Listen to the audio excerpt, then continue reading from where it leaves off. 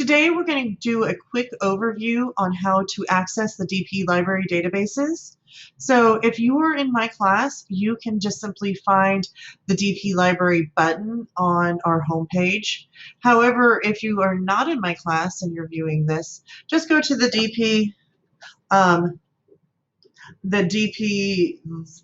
main page, the main website, and you can find it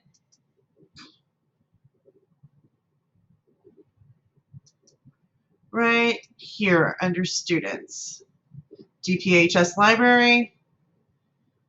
And there you go. We just have a link right there, and it takes us to this nifty website where you can find all sorts of things. So here you see databases. That's where you find your databases.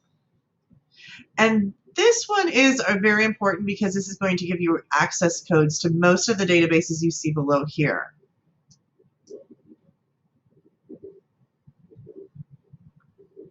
So you notice all of these databases here also have links right in this document. So let's go ahead and start with EBSCOhost. That one is really great. So the username is CCSD and the password is BigHorn21. So I'm going to go ahead and copy that. I'm going to click on EBSCOhost. And I already have, it knows me, so it already has that password in there.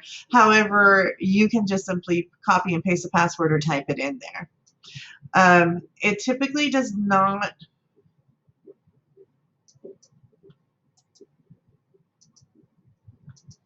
let me see if I got that right. There we go.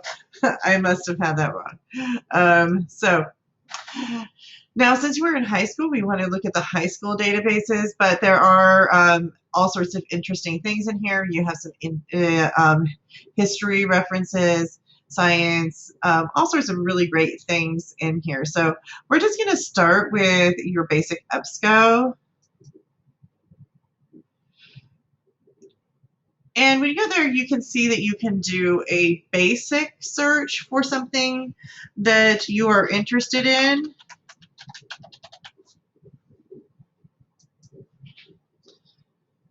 And you will get a ton of results. There's a couple of ways that you can narrow down those results if you have too many results, which can be a problem because you might want to find something more specific. So doing an advanced search is going to give you some options. So if we want to look at climate change and how plastics contribute, we can add that in. And now we have fewer results.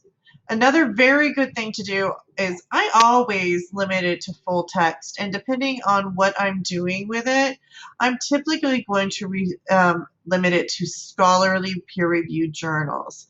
Sometimes you might want to not do that if you want something that's like more available to the general public. So if you're looking for magazine or newspaper articles, you will want to not use that filter. But for most of your research, you're going to want to use those peer-reviewed articles. So that's helpful. Now, you also are going to want to limit your search by date. Depending on what your topic is, limiting by date search can be very useful. So I'm going to say I want to include just the last 5 years because I want really current information. So here I have a little bit more of a specific search, and that one's really good. Now, I think I mentioned this earlier, but it's really important that you do that full text search, because that's going to mean that all your results are easily available to you. Sometimes when you don't have that full text search on, some of your options are going to require a little bit more work, and doing that full text search option is going to narrow that down and make it easier for you. So I hope that helps you. Obviously, there are lots of different databases available to you. EBSCOhost is kind of my favorite, but there are others that you should explore. I hope that that helps you with using the DP library databases, and happy researching.